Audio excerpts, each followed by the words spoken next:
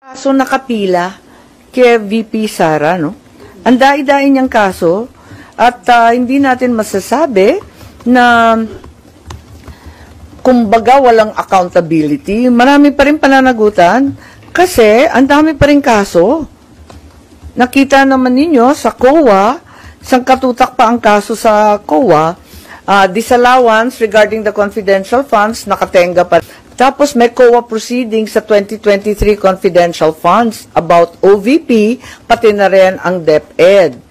So, hindi kumbaga makakaligtas kung may anomalya man. Talagang maimbestigahan to ng todo-todo.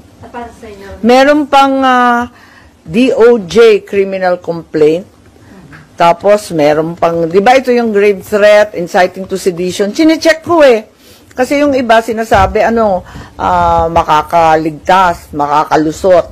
Hindi naman, wala naman lusutan. Alam naman natin ang ending ng impeachment, di ba? Magpipila pa rin ang kaso. Eh, ang totoo, may kaso na eh.